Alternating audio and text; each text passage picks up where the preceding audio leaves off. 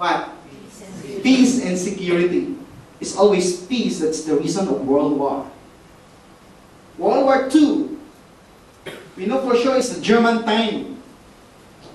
The Second World War was foreseen to originate between the Great Britain and Germany. However, one of the planned results of this war was to strengthen the new communist Russian government so that it could weaken and destroy other governments like Germany and religions as well. In fact, Russia had helped a lot in the World War II. That's to eradicate war and political turmoil.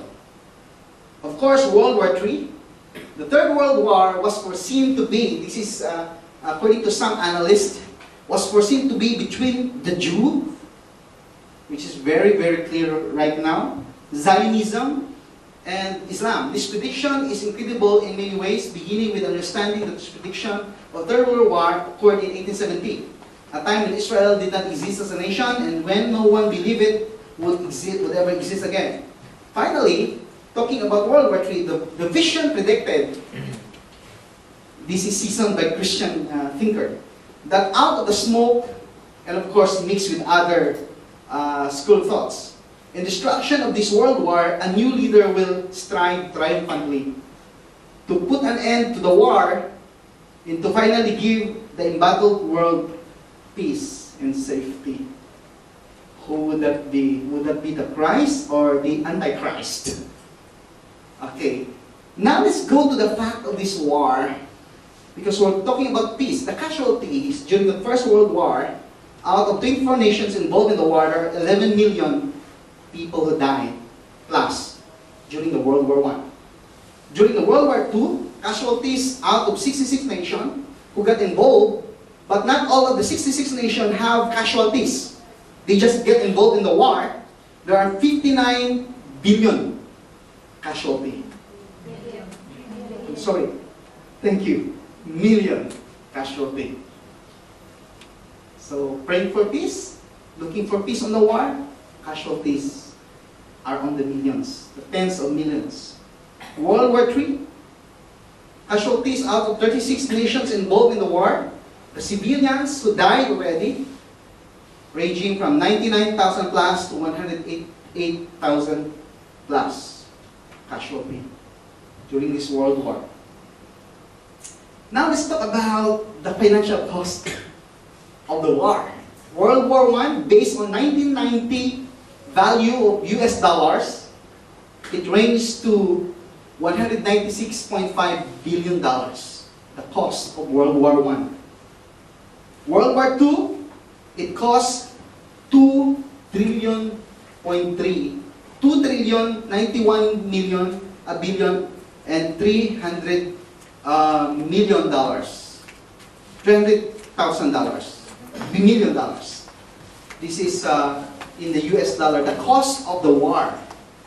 And the World War III, you may wonder, in Iraq, last night I stopped the counting. In Iraq, 769 plus, in Afghanistan, 370 plus. The total cost is 1 quadrillion? 1 trillion? Is that trillion? Million? Billion, trillion, 1.1 trillion, 1.139 trillion. That's the cost of World War III. That's how peace is expensive for the world. And you know what? In fact, this link will show you that it's continued to count the cost to show the US people that their taxes go to war at this cost. The clock is ticking, the cost is rising for World War III, if it started already. Okay. Now,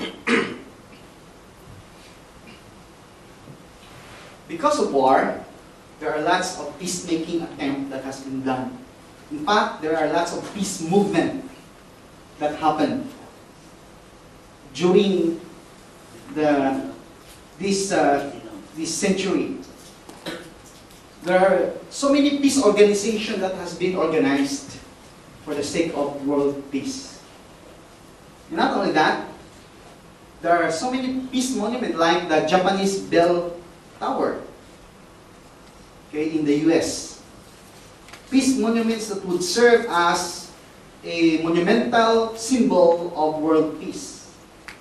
And of course, there are so many peace awards that is given to remarkable leaders who started to rally peace during their leadership time. Of course, one of them is the Nobel Peace Prize. This is the highest peace award all over the world, the Nobel Peace Prize. And one of them who received that is, of course, Mother Teresa of Calcutta.